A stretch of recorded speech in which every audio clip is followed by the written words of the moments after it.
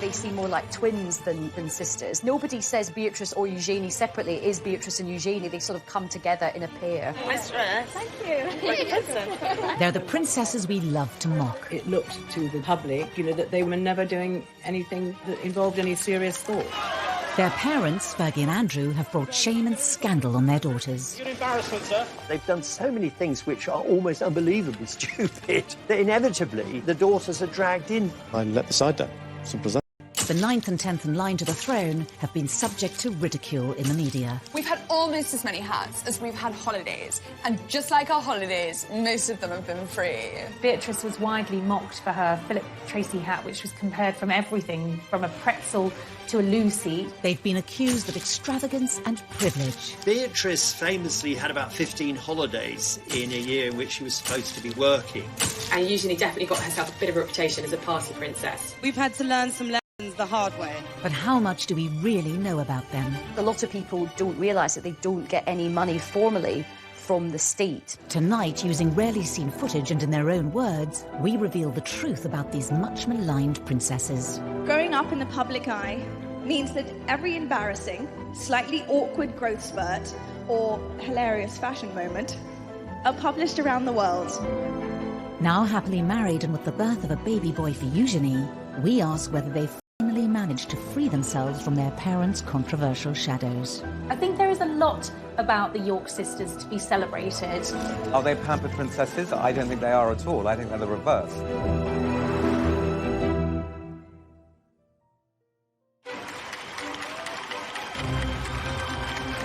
August 1988, the birth of a princess. A first child for Prince Andrew and Sarah Ferguson. There was huge euphoria. Everyone was just delighted that there was another royal baby, and they came out of the hospital and posed outside. From all the papers of London, congratulations to Her Royal Highness on the birth of a baby girl. It was kind of national jubilation because here was the first royal princess since Princess Anne. Princess Beatrice Elizabeth Mary, blissfully unaware of tradition or ceremonial, took over the proceedings. She was startlingly well behaved, but she did seem to have a sense of occasion.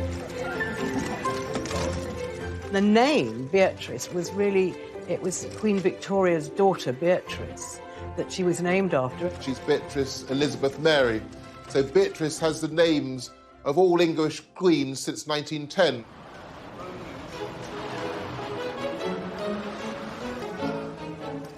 Princess Eugenie arrived 19 months after her sister Beatrice in the March of 1990. The Duchess emerged from the Portland Hospital, ready to give the world the first glimpse of a new royal baby. Princess Eugenie was fast asleep, blissfully unaware of her celebrity status.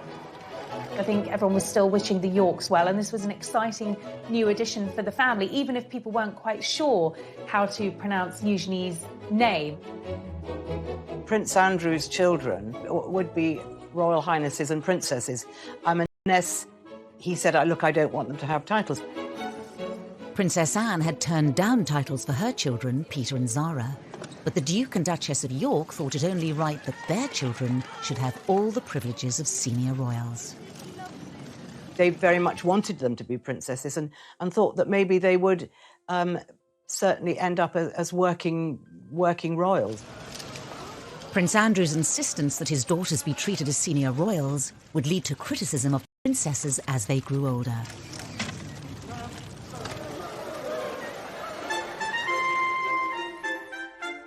But to really understand the attacks on Beatrice and Eugenie, you have to go back to the marriage of their parents.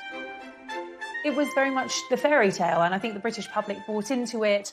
Here was the Queen's favourite son getting married to the vivacious, pretty, bubbly, and, very likeable Sarah Ferguson. And at first, the newlyweds could do no wrong. I think Sarah was a breath of fresh air. The royal family really took to her. She just was really suited to Andrew and made, more importantly, Andrew very happy. Kiss her then. Why do you want me to kiss Go on, you? hurry up. Why? Hurry up! Start filming, quick. Go on, dare you. You're a monster. But the Duke and Duchess of York's honeymoon period with the tabloids didn't last long. This is in an era, the mid-80s, when the monarchy had become tabloid fodder. The era of deference was over, and Fergie and Andrew were great for the tabloids. And that's fine if the tabloids like you, and it's fine if you don't in any way misbehave. Fergie came in for a huge amount of criticism for her lifestyle, for her fashion, and what the tabloids called her work-shy attitude, nicknaming her royal idleness. All attacks her daughters would one day have to endure. There was a time where she could do no right with the press. Sarah would come in gung-ho, maybe not in the right outfit, maybe say sometimes the wrong things, and the press sort of then started to really pick on her. Eugenie spent a privileged childhood at Sunning Hill, the estate given to Prince Andrew by the Queen as a wedding gift. They had built this rather extravagant, very modern palace, which was famously likened to South Fork in the Dallas TV series, and it obviously became known as South York. So their early days were spent there. They were probably far more indulged than ordinary children. I remember going once to the house where they were staying and being absolutely astounded. There was a little sort of building in the garden, and it was absolutely full of Barbie dolls. So they had a lot of stuff, but they were very, very well brought up. Beatrice and Eugenie were also doted on by their grandparents. The Yorks lived a short drive from Windsor Castle and visited often. The Queen adored Eugenie and Beatrice. She saw in them something of her own relationship as a child with Margaret. Well caught, but the next one is cut her fingers. They would often go and have tea with the Queen and Prince Philip, and I think, again, Fergie said that they had, 3 sets of manners. One was for home, one was for when they were out, and the third lot was when they were with the Queen, and they had to be very careful and mind their P's and Q's. Sarah Ferguson's own parents had divorced, and her mother had left to live in Argentina when Sarah was 12. I remember Sarah telling me that she wrote a letter to her mum, actually blaming herself for her mum leaving. She thought it was something to do with her, and she wanted to be there for her children all the time and have that special bond and that special closeness.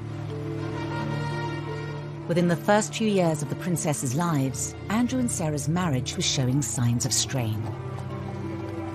As a serving officer in the Navy, Andrew was spending just 40 days a year at home, leaving Fergie to bring up the still young Beatrice and Eugenie alone. I think the cracks started to show when Prince Andrew was away so much with the Navy. He wasn't with her.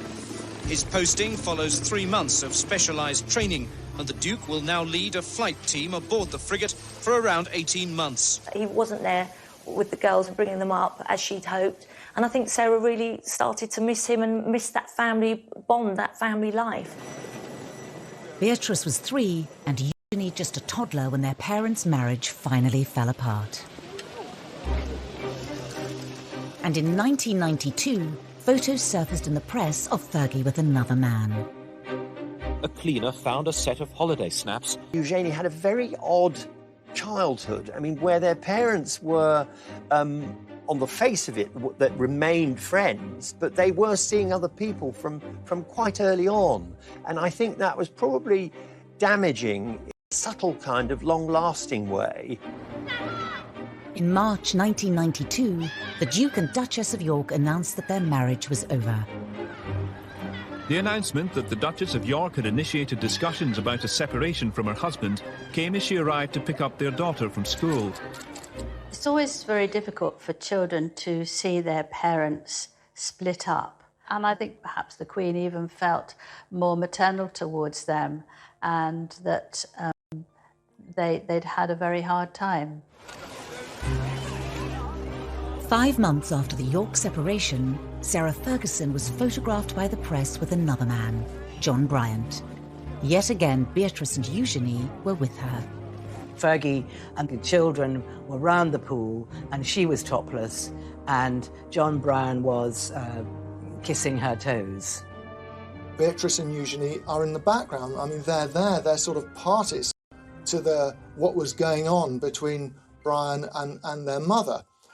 They, of course, didn't know. They were too little and too young, but they were seen as sort of pawns in this rather unfortunate and rather seedy affair.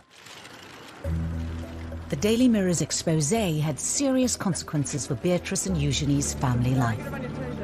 By the time the story broke, the two girls were at Balmoral with their mother and the rest of the royal family. And Andrew was there, and the Queen was there, and Fergie then had to go and apologise to the Queen, and she said she'd never seen the Queen that angry. Beatrice and Eugenie's holiday was cut short as Fergie fled Balmoral, taking the young girls with her. They would have been distracted by the nanny, but they would have known that their mother was very distressed, and they would have taken on her distress. The girls went back down south, and at this stage, they were no longer living at Sunninghill. Their mother had a rented home not far away. She had a series of rented houses in Surrey and Berkshire that she sort of moved to with alarming regularity, which in itself must have been sort of destabilising for the girls. Fergie was reportedly banished by Prince Philip from family gatherings, making life difficult for the princesses. Christmas at Sandringham is a big family occasion, and suddenly Sarah Ferguson wasn't there. That must be very hard to understand when they were young girls. Why isn't Mummy allowed in the big house anymore? She was banished to a time with her and slept there. And then on Christmas Day, Andrew would collect them and take them to church, and they'd go back up to Sandringham House for lunch with their grandparents and the rest of the royal family. Meanwhile, Fergie was having her turkey twizzler or whatever she was doing all on her own. Despite the split, Prince Andrew and Sarah Ferguson were determined to do the best they could for their children. Andrew and Sarah obviously had separated, but they were very much kind of co-parenting, very much a united family unit. It was more than just a united front for sports days. I mean, you would expect that for school events. But it went far beyond that. I mean, they were going on holiday together. It meant there was a lot of continuity and reassurance for Beatrice and Eugenie that their parents were still very much part of their lives. Despite their best efforts, Andrew and Sarah's marital problems created major upheaval for Beatrice and Eugenie. But the girls would also face their own personal issues. Beatrice, at the young age of 7, realised something wasn't right. She was finding it very difficult to learn.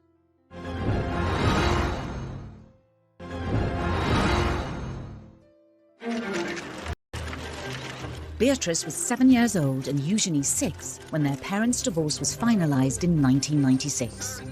Needing to pay off debts of more than £1 million, their mother took work in the United States. Their mother was spending a lot of time in the States, really trying to clear off an enormous debt that she'd accumulated, from TV projects to book projects. You know, Sarah was literally trying to do anything she could to get herself out of spiralling debts. Their lives were regulated by the school terms, which was probably a very good thing. So I think that they didn't suffer in any way from the fact that their mother had to go and earn money and had to spend a lot of time in New York. But as her mother was increasingly away, Beatrice was facing up to her own difficulties. She'd been diagnosed with dyslexia. Beatrice, at the young age of 7, realised something wasn't right. She was finding it very difficult to learn, and she was worried she was going to get teased from others and wouldn't fit in. Beatrice would later speak movingly of the condition in an interview for the charity Made by Dyslexia. I remember we had different coloured books to describe how far away your reading levels had got to.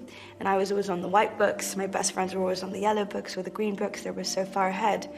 And I think at that stage, those moments of doubt just pop into your head. I'm not good enough. I'm not smart enough. I'm not. Why am I not like the others? By Ascot. I think Sarah felt it very important that Beatrice was made to feel very secure and that her mum was just round the corner if needed. But there were further issues for the family to deal with. Princess Eugenie As she started to grow and develop, her parents noticed that there was something slightly different, slightly wrong in the way that her spine was developing. So she started a number of tests and went through a number of specialists. It really worried her. It worried her about her growth. It worried the whole family.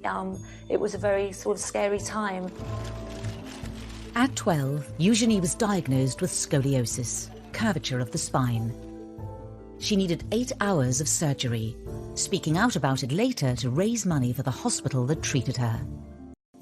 I had scoliosis of the spine, which my mum found. They put metal rods in my neck and 8-inch screws up my back, which have now fused together and keep me straight. She makes private visits to see patients, and I understand that she writes to many child patients who have to undergo the same thing as her to say, look, I had it done, best decision in my life. Yes, it was tricky. Yes, I had to wear a back brace, but the upshot of that is that I'm able to ride, I'm able to walk, I'm able to ski, I'm able to lead a completely active life. In their young lives, the princesses had coped with the public scandals surrounding their parents and their private battles. There would be further struggles ahead as they carved out new roles for themselves. But uniquely, they always faced these challenges together. They're very close friends and very close sisters, but they're very different personalities. Beatrice is perhaps a more formal and more reserved. Eugenie is, I suppose, what might be described as bubbly and chatty. The more confident Eugenie chose to go away to Marlborough College, the co-ed public school also attended by Kate Middleton. Marlborough is quite progressive boarding school. It's very sporty. It does a lot of art, does a lot of drama. It's not just about the academic achievement of its pupils. And that really suited Eugenie, I think. And she made a core group of friends there with whom she'll be friends for life. Beatrice, who is, I think, the quieter and perhaps shyer of the two girls, went to an all-girls school in Ascot. She delayed her GCSEs for a year because of her dyslexia, and she didn't get the best grades, but she did go on to become head girl. Both girls had wide circles of friends, including, of course, their Eugenie as his right-hand wingwoman. And they certainly enjoyed themselves, and Eugenie definitely got herself a bit of a reputation as a party princess. Away from the limelight, the public began to see a different side to the princesses, and one that wouldn't go down well. They were mixing with a fast crowd, and it looked to the general public, you know, that they were always having a good time and never doing anything that, you know, involved any serious thought. The press was beginning to draw comparisons between Eugenie and Beatrice and their parents. I see myself as a mini mummy, so I kind of have this sort of image that anything you could do, I want to do better. Oh. So I want to... I have to tell you, that's easy. The comparisons were not always favourable. When Eugenie went globetrotting on a gap year to mark the end of her A-levels, the tabloids weren't far behind. The suggestion really was that here was a couple who were living beyond their means, cashing in on their royal connections, and weren't Beatrice and Eugenie going to be just the same? It was almost as if they were tarred with their parents' brush from the outset. Eugenie went to South Africa and on to the Far East. She was sort of flitting from country to country, as most middle-class young people do who take gap years. But of course, she was accompanied by police bodyguards, and that meant we, the taxpayers, were paying for policemen to accompany her to the fleshpots of the world. The taxpayers' share of the bill added to the reported £500,000 already spent on the princess's protection each year. Prince Charles decided, as they would not likely to be very senior royals, that this was too much for the public to pay, so he stopped that. Prince Andrew was so angry that he wrote a note to the Queen saying that he wanted them to be considered as proper royals and he did not want the protection officers to leave them. Usually the Queen gave in to him. She had this huge soft spot for him and he could persuade her to his way. But this time she refused. Written off as pampered princesses, Eugenie and Beatrice tried to keep a low profile. And in 2010, the sisters, now just 20 and 21, found themselves embroiled in another of their mother's scandals. She was caught on camera, essentially selling access to her husband and to someone who she believed was a sheikh, but was in fact an undercover reporter for the News of the World. 500,000 New Prince Andrew. Yeah. Is that a deal? Yeah. It was a nightmare for Sarah Ferguson. It was a nightmare for her children. It was just a sort of a nightmare for everyone. Beatrice was with her mother when the phone call came, warning them that the News of the World was publishing the exposé. Beatrice, who was at a party held by Naomi Campbell, the model, just kept asking her mother, how did this happen? You know, how? And they left the party immediately, effectively went into hiding, knowing that once again, her mother's reputation was about to be completely trashed. Beatrix admitted that she spent several days crying, and one of her friends went and stayed with her overnight for 2 days because she was so traumatised and so unhappy. Her anger was directed at the press. And just as they have done throughout their lives, Beatrice and Eugenie leapt to the defence of their mother. They called themselves the tripod, and that's exactly what they were. They leaned on each other, they depended on one another, they were absolutely a unit, and nothing was going to come between them. Over the coming years, it would be the turn of Sarah Ferguson to defend her daughters against their critics. People have been so brutal to them, particularly in the press, about how they look. And Sarah spoke to the editor of the Daily Mail at the time and she said, look, just back off. It's not fair.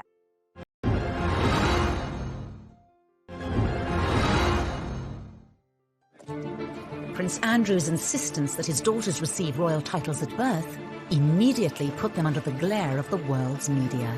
As young girls growing up, Beatrice and Eugenie had less of a place in the spotlight than William and Harry, but so there was still a lot of press interest in Beatrice and Eugenie.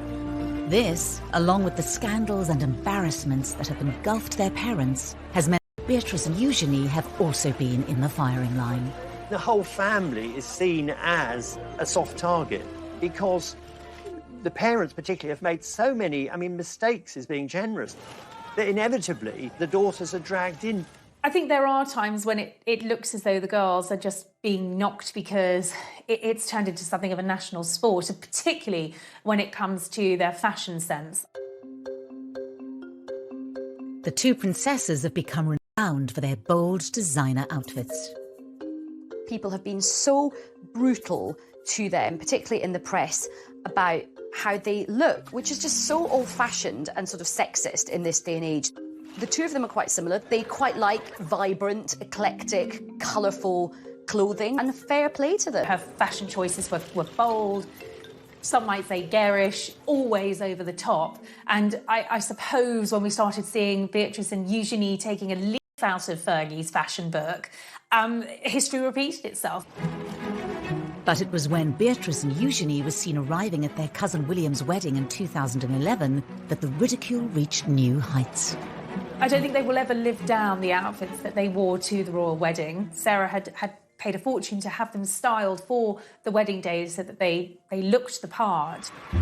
Beatrice's choice of headwear instantly created a national debate. Beatrice was widely mocked for her Tracy hat, which was compared from everything from a pretzel to a loo seat.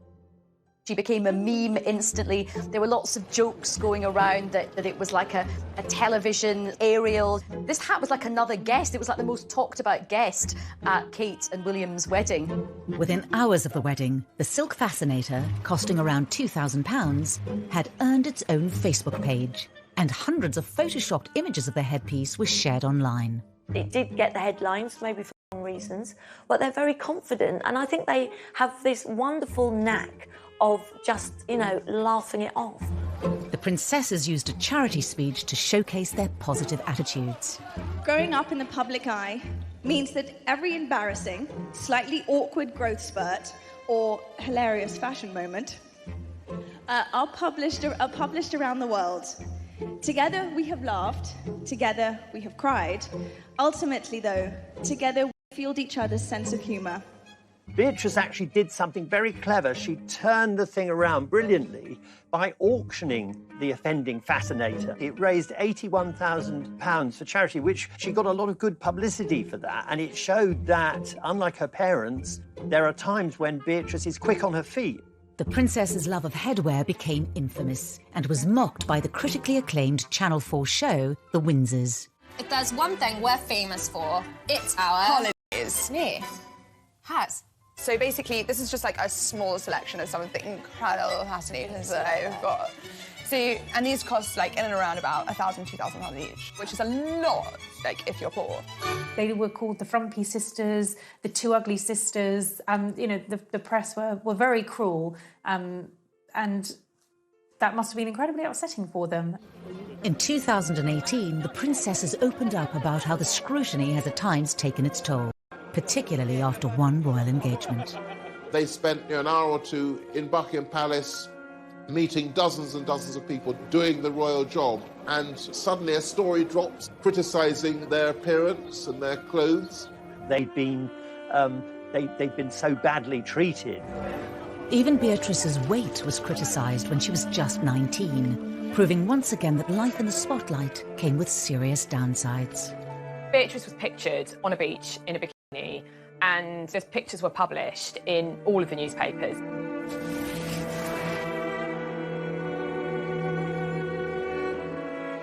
Sarah was really upset, and she is very protective of her daughters. And I think she spoke to the editor of the Daily Mail at the time and she said, look, just back off. It's not fair. Sarah also used an interview about her TV programme, The Duchess on the Estate, to plead with the media.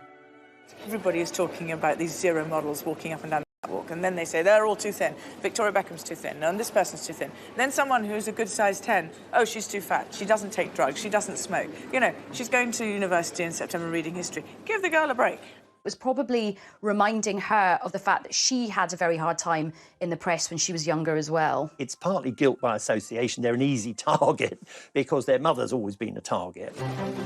Even as they reached adulthood, the princesses struggled to escape their parents' shadow. I think that a lot of the things which have been said about Beatrice and Eugenie were kind of as though they were their parents' appendages and as though they weren't independent people. There is one area of Beatrice and Eugenie's lives that gets very little press coverage. I think people don't realise that both Beatrice and Eugenie do actually have full-time jobs and they have built up their own independent careers. And of course, a lot of people don't realise that they don't get any money formally from the state.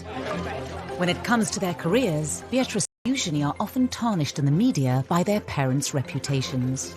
Eugenie, we're going to have to get jobs.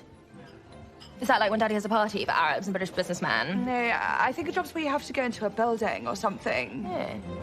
As titled princesses, it was expected that Beatrice and Eugenie would become full-time working royals.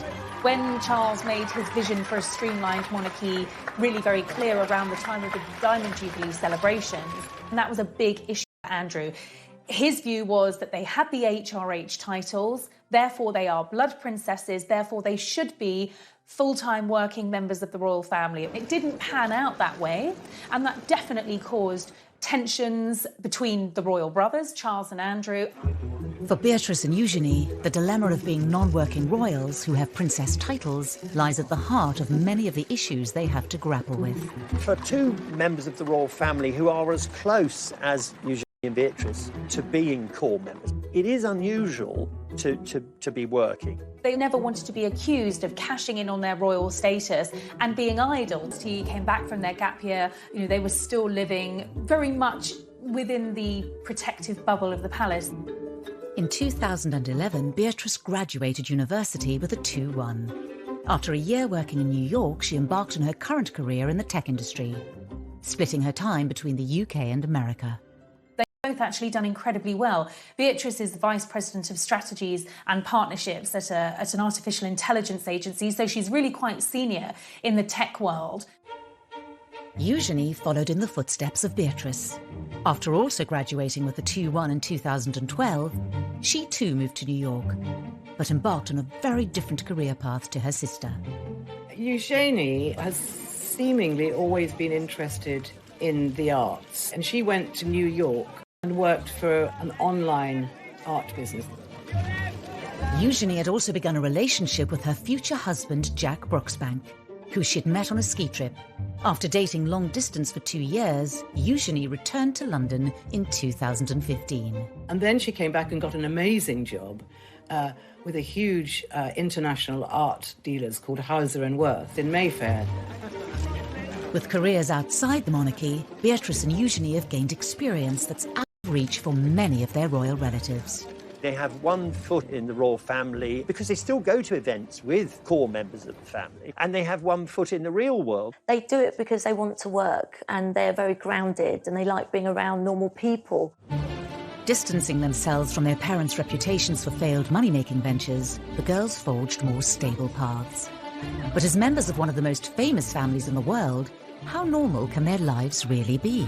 They do come back for things like Trooping the Colour and the garden parties in Buckingham Palace.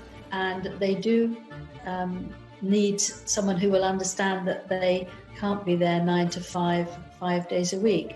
Part of the reason that they have been employed is because of their network. It's because they're Princess Beatrice and Princess Eugenie, and they are styled as such. They kind of get the best of both worlds because they get to earn their own money, but they also still enjoy the privileges of being princesses. We know that in the first year of working in their job, they had numerous holidays. They're not clocking in and clocking out, as it were.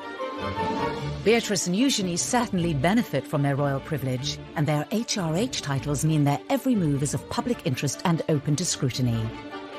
The princess's jet-setting lifestyles made headlines once again in 2015.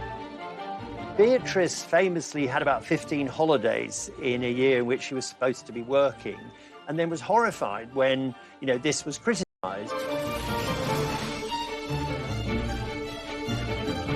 Is happy, then that's absolutely fine. And the same applies to Eugenie. The princesses had clearly inherited Andrew and Sarah's love of the high life, and although not paid for by the state, the many holidays fueled their reputations as pampered princesses. Clearly somebody had a word and made it very clear that there needed to be some settling down, otherwise this really was risking damaging the reputation of the monarchy. The princesses showed they were able to respond to public perception in their speech for the charity We. As young working women in the public eye, we've had to learn some lessons the hard way. In many ways, we are grateful for that, in hindsight, naturally. As royals, they also carry out public duties too. Beatrice and Eugenie are patrons of a wide range of charities.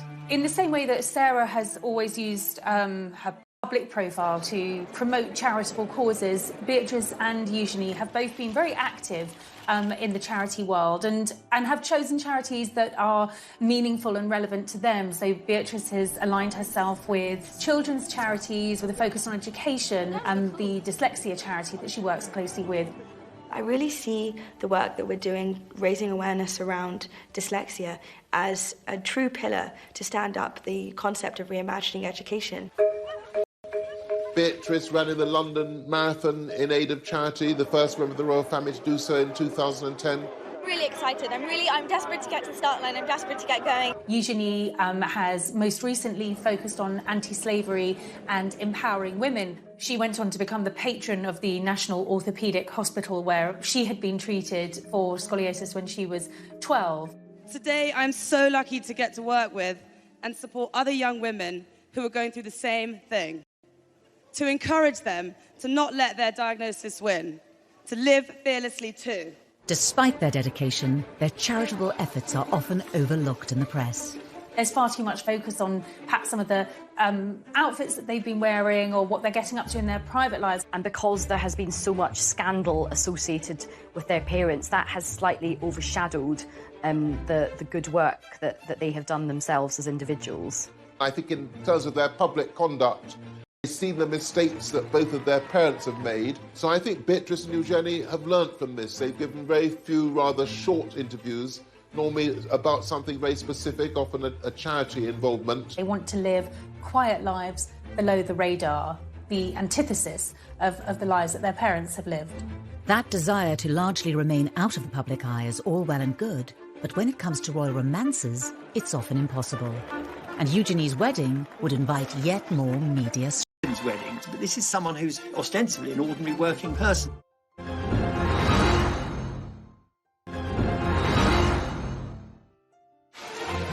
The world's media love a royal romance.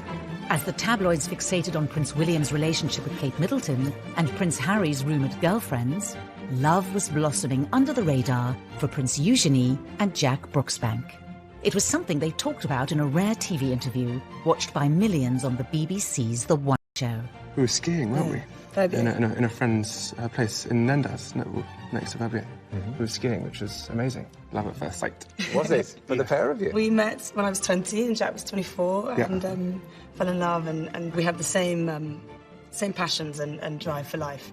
They were introduced through mutual friends. He was 4 years older than her, got into Stowe School, came from a good background. What a lovely couple, great fun. Jack is just very relaxed, very normal. They both like to have a sort of late night, have a few drinks, and it was just an instant chemistry and attraction. Eugenie hadn't had actually a very important or long-term relationship up until then. They dated for 7 years before they got married. Although not from an aristocratic background, Jack mixed in the same circles as Eugenie. They've got similar mutual friends.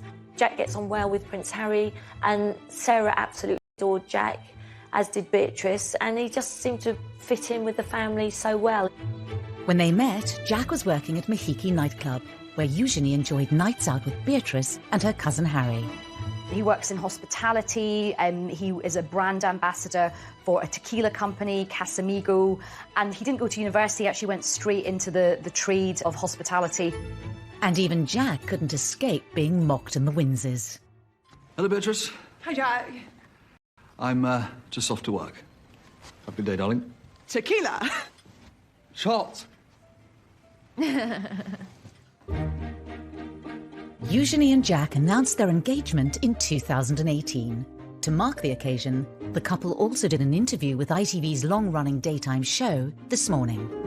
How would you describe each other in just 3 words? She's this bright, shining light. I was quite surprised that they did an engagement interview because they do occupy this kind of hinterland between... They're not senior working royals.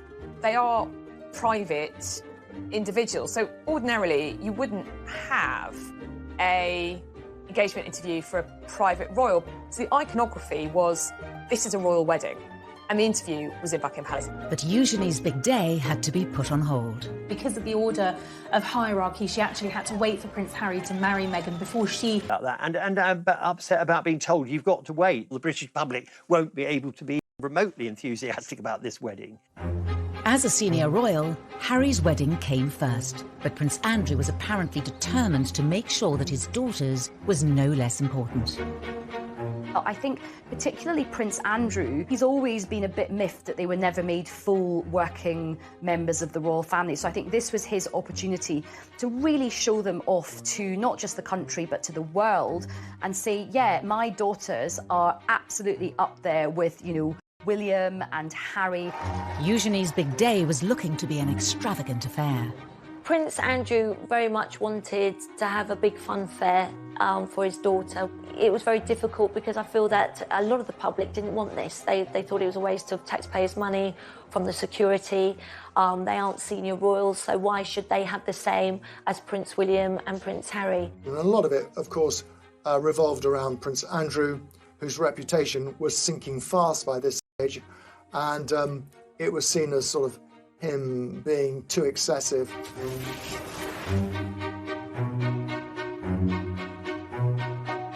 The reception wasn't footed by the taxpayer, but it was thought that all in all that the whole wedding would have cost between about £2 million, £2.5 million, and it was felt that quite a big chunk of that would have been for security.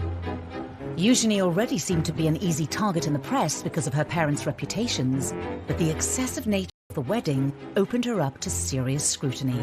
She was once again branded the pampered princess. It was Eugenie trying to compete in glamour with Harry and Meghan's wedding. But this is someone who's ostensibly an ordinary working person. And it kind of highlights this slightly problematic tightrope that both princesses have to walk, in that they are royal princesses, but yet they're not working members of the family. The wedding went ahead as planned. On 12th of October 2018, Princess Eugenie and Jack Brooksbank were married at St George's Chapel, where Harry and Meghan had wed earlier that year. I don't think any of us quite knew what to expect of this wedding. Were the crowds going to turn out for this big day? It actually was a great success. The crowds were out. Eugenie wanted the big fairy tale wedding at Windsor Castle, and that was what she got. When it came to numbers, Eugenie and Jack did certainly outdo Harry and Meghan, with 200 more guests at their nuptials. The wedding was huge. I mean, I think there were 800 guests, but Fergie has a lot of friends and she loves parties, and she loves organising parties, and it was never going to be small. Among the 800 guests were many well-known faces. Eugenie and Jack's wedding was a royal wedding, like no other, quite simply because famous people who aren't just famous people, they are her friends. There was Naomi Campbell, Cara and Poppy Delevingne, Demi Moore, Robbie Williams was there. In fact, Robbie Williams' wee girl was one of the Flower Girls. There was another night of partying at the Royal Lodge, and this was a big affair with dodgems and sort of fairground rides. It certainly was star-studded, but of course Eugenie and Jack's families were central to the celebrations. Her father walked her down the aisle. Her sister was her head bridesmaid. She had her nieces and nephews, Princess Charlotte and Prince George, as part of the wedding party. So for all the famous faces in the pews, at the heart of the wedding, it was family, and that's very important to Eugenie. Despite years of having her fashion sense mocked, Eugenie's outfit choice on the day was widely admired and held great personal significance for the royal bride. There was a lot of speculation in the press about who'd been chosen to design Eugenie's wedding dress, and Peter Pilotto was an unexpected choice. But the dress was beautiful. It was very different to anything we'd seen a royal bride wear, in that the back was deliberately low cut. And Eugenie later explained that she'd deliberately chosen that style to show off the scar from when she'd had her operation as a 12-year-old girl to correct the curvature of her spine. And the other thing is that she was wearing this beautiful tiara with emeralds in it, which was lent to her by the Queen. The tiara from the Queen was to show the strength and the closeness of their relationship. Whilst the weddings of Harry and William were broadcast to the world on the BBC as well as other channels, Eugenie's was not, which reportedly caused more angst for Andrew. His people asked the BBC if they would televise it, and the BBC said no. In the end, the ceremony was broadcast on ITV in an extended episode of This Morning, watched by 3 million people. There'll be a few more people than most people have. There are a few more than Harry had, but that's just the nature of Eugenie and Jack. They've got so many friends that they need a church of that size to fit them all in. I remember watching the interview they did with Prince Andrew, and I kind of winced. Our wedding's bigger than your wedding. Despite all Andrew and Sarah's efforts to ensure all eyes were on their daughter, attention once again turned back to Harry and Meghan. That day was somewhat overshadowed when, just a day later, Harry and Meghan publicly announced that they were expecting their first child.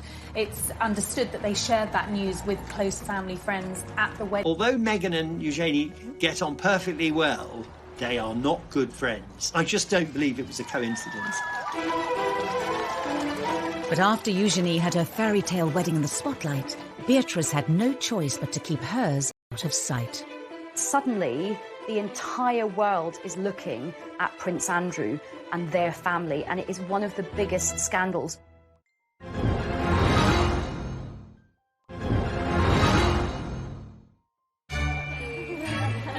Thank you. Before Eugenie's marriage in October 2018, many had expected that older sister Beatrice would have been the first to walk down the aisle with long-term boyfriend Dave Clark.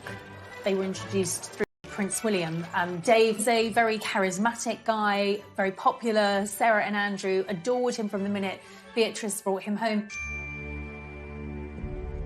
She's a very conventional young woman, so she wanted to get married. And it became clear, despite pressure from Beatrice, that Dave Clark didn't want to marry her. With no marriage in sight, the relationship came to an end in 2016. I think that for Princess Beatrice, she'd invested 10 years of her life with a man that wasn't going to marry her, so that is a difficult situation for any young girl to be in. But a little over 2 years later, Beatrice found love again, after spending time with friend of the family, Edoardo Mozzi. They've known each other for a long, long time. However, they were reacquainted at Princess Eugenie's wedding. This was a courtship that moved very quickly, certainly compared to her previous relationship. Just a year after they started seeing each other, Edoardo proposed. Beatrice's engagement to Edoardo Mozzi was really, really happy for Fergie and Andrew, because Fergie has known the family for a long time, so it couldn't have been happier for her. 36-year-old multimillionaire Mozzi made his fortune as a property developer after studying politics at Edinburgh University. He is of Italian heritage with an English mother, was brought up in England, and is a successful, talented, young professional man. After the engagement was announced, the date of the wedding was set for late May. Beatrice knew she wanted a smaller wedding. She didn't want the big wedding at St George's. You know, she'd watched Eugenie have this fabulous celebrity star-studded wedding and had loved that wedding, but it wasn't the wedding that she wanted. It was a step change in the position of Prince Andrew, who'd previously insisted that his daughter should have the biggest and best of everything. He made no bones about it. His children are the granddaughters of the Queen. That gives them a served wedding that Harry had enjoyed and that other members of the royal family had had over the years. Beatrice's wedding to Edo Mozzi was always planned to be a smaller affair than Eugenie's wedding. You just couldn't do the same thing again. There'd been too many criticisms. And more than that, of course, we were in a year where, well, to put it delicately, Andrew was once again in the most awful trouble. A scandal which had engulfed Prince Andrew for more than a decade hit the front pages once again and threatened to overshadow Beatrice's wedding day. The Yorks have gone through so many scandals, but by far the most damaging has been Andrew's relationship, his friendship with the late paedophile Jeffrey Epstein. It was kind of viewed that when a putative date in May was set for Beatrice's wedding, the firm, the palace machinery, were quite concerned with how it would look because they didn't want a massive kind of celebration a la Harry and Meghan or William and Kate because they thought it would be inappropriate. Andrew has strongly denied the accusations made against him. In an attempt to draw a line under the affair and clear his name, he agreed to do a rare interview with the BBC inside Buckingham Palace. The Newsnight interview, which apparently Beatrice got slightly involved with because she thought they could sort it out. But of course it just got worse. Do you regret that trip? Yes. Do you regret the whole friendship with Epstein? Now, still not. The whole thing was just such an unmitigated disaster. So I'm sure she felt upset for herself watching it, really, really protective of her father. She probably felt angry at the BBC. It would have been heartbreaking for her, really, because her parents had relied on her advice for many other things. And this time she was in a very difficult situation and she went against her instinct. I wonder what effect all this has had on your close family. You've got daughters of your own. It has been what I would describe as a constant sore in the family. She wanted the right thing. She wanted her dad's name to be cleared. She believed in her dad. Anything she could do to try and save her father and also to save her wedding day. Their father was taken out of frontline royal duty, making a public wedding difficult. It was still going to a royal wedding.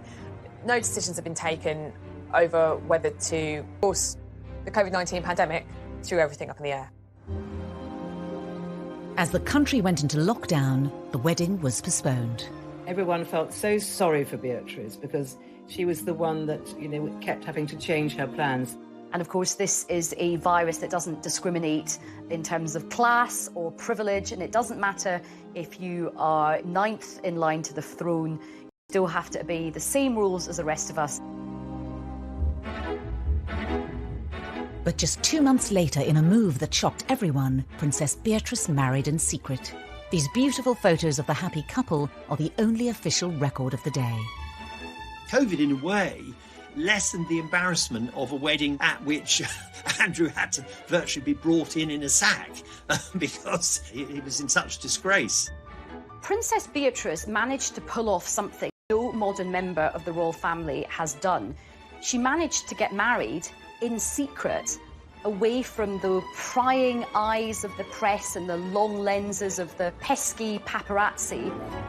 It ended up being in actually one of the most beautiful places in England, which is the chapel in the grounds of Royal Lodge, where the Queen worships every Sunday. The Queen was heavily involved in the wedding, even lending Beatrice a modified version of a vintage dress by Norman Hartnell that she herself had worn to a film premiere in 1962. It was just stunning. She looked absolutely beautiful. I think you can see that the Queen really does hold Beatrice very fondly. The Queen also offered her the tiara she'd worn on her own wedding day, in another clear sign of support for her granddaughter. For all the people who criticised her about all her outfits, she really had the last laugh because she looked absolutely box office. The restrained nature of the wedding was well received by the press and the public. It was rather heartening to see the pictures, and I thought this is a very good way of dealing with Andrew's fall from grace, dealing with the pandemic. In a video announcing the winners of a drawing competition for the Forget-Me-Not Hospice, Beatrice talked for the first time in public about the wedding.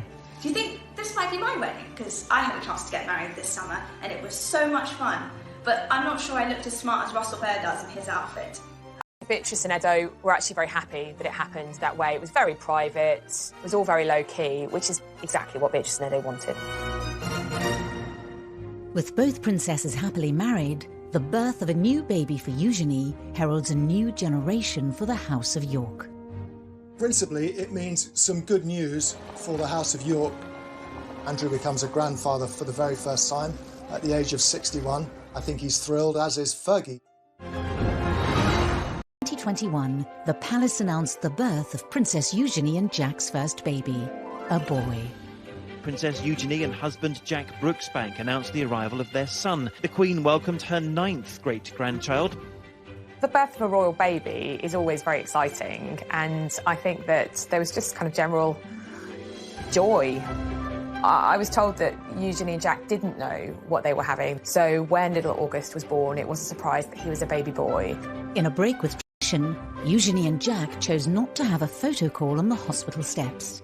Instead, they posted a photo of themselves on her Instagram page, holding their new baby boy. Royal babies, when they're first presented for their inaugural photo call, because that's what happens with a royal baby, they're usually swaddled up in a white blanket, something neutral, but Eugenie and Jack chose a blue blanket. Blue for a boy seems entirely appropriate, but it was a slight break with tradition.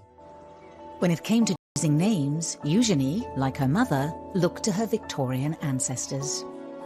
She actually gave him very royal names. August is after Prince Albert, the husband of Queen Victoria, and Hawke is after Jack's great-great-great-great-grandfather. Philip, of course, after Eugenie's grandfather. Unlike his mother, Princess Eugenie, August will not have a royal title, and the chances of him ever becoming king are extremely remote. Eugenie's new baby will be number 11 in the royal line of succession. Unfortunately, he won't remain there long, because once Prince Harry and Meghan give birth to their second child, August will bump down to number 12. Up until the birth, both York sisters continued their work with the charities of which they're patrons, even under lockdown, hosting an awards evening over the internet for the Teenage Cancer Trust. We wanted to let you all know that You're not all nominees, you're all winners. I think we can see the great work these girls do, that even with this pandemic that we're all in, it was so amazing and so special for those that were winning these awards. So thank you so much for sharing today and for doing all that you can to support young people and Teenage Cancer Trust. They've tried to tell people their own ways of managing very difficult things and also to, I think, inspire them. Beatrice has been an ambassador for the Forget-Me-Not Children's Hospice for more than 8 years, and during isolation sent a heartfelt message of encouragement to the young people and families who were supported by the charity. I know that this is an incredibly challenging time, especially for those living in isolation, not receiving that face-to-face support, which is delivered by the incredible nurses and staff at the hospice. In their spare time alongside their full-time jobs. This dedication appears in stark contrast to their portrayal as spoilt and brash princesses in the media. So they may have had criticism because people didn't like their hats, which is fairly absurd. They see themselves as having a duty to the Queen to be good princesses for the rest of their lives and to do great charitable work and support the country and the Queen. I don't ever hear anything unpleasant about them. Everybody that meets them says how charming they are, which is really nice. And nice for Fergie too, because at least she's done something right. Throughout the scandals and deep embarrassments, the York princesses have remained loyal to their disgraced parents. Prince Andrew and Sarah have the most amazing relationship. It was one of the happiest divorces I've ever known, and they get on so well, and they even live together. Their parents are always in the papers, usually on the receiving end of pretty negative headlines.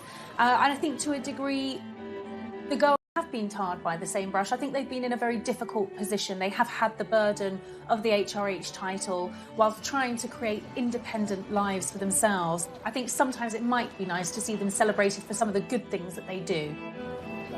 We're working on it. Thank you for talking to us. Thank you. So it's as if everyone's waiting for them to make a bigger blunder. You know, the parents have been a godsend to the newspapers for 30 years. You just have to wait, and they'll do something even worse than the last thing that they did. But I don't think the daughters will do that. The York family have created their own sort of fortress against all the sort of slings and arrows that have been thrown at them. And I suspect that Beatrice and Eugenie just get on with their lives. And I think now that they're married, they've got so many other things going on that they're able to do this.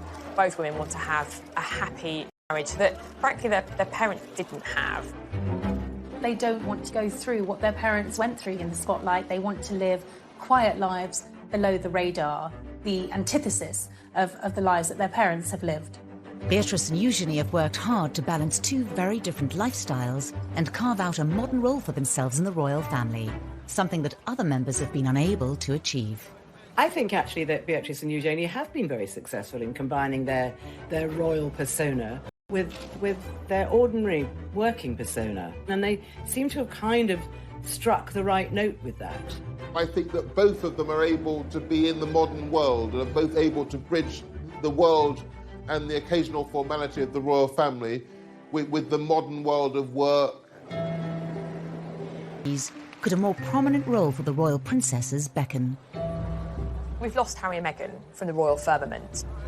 Prince Philip's retired. Andrew, he's never going to come back to full-time royal duty. So effectively, you've lost 4 senior members of the family: Philip, Andrew, Meghan and Harry. That does leave a void. So it may be that one or both of these daughters start to play a bigger part. The Duke and Duchess of Cambridge have done a brilliant job, but they can't do everything. Nobody can be everywhere. If Beatrice and Eugenie do step up to fill the royal gap, will they be able to change the way we all see them? Are they pampered princesses? I don't think they are at all. I think they're the reverse. They've had to deal with a lot of criticism. You can certainly detect a softening in the attitude of the newspapers to Beatrice and Eugenie. Even the most hard-bitten hack doesn't feel any longer that 2 daughters who haven't really done anything wrong should be pilloried. The girls have definitely Over the public, I think that the public are definitely looking at them with different eyes. The road has sometimes been a bumpy one, but they are married, they are really free, I think. Royals. Prince Andrew's insistence that his daughters be treated as senior royals would lead to criticism of princesses as they grew older.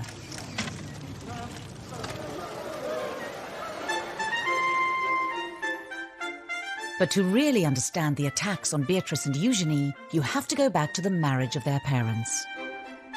It was very much the fairy tale, and I think the British public bought into it. Here was the Queen's favourite son getting married to the vivacious, pretty, bubbly, and, you know, very likeable Sarah Ferguson. And at first, the newlyweds could do no wrong. I think Sarah was a breath of fresh air. The royal family really took to her. She just was really suited to Andrew and made, more importantly, Andrew very happy. Kiss her then. Why do you want me to kiss Go on, you? hurry up. Why? Hurry up! Start filming, quick. Go on, dare you. You're a monster. But the Duke and Duchess of York's honeymoon period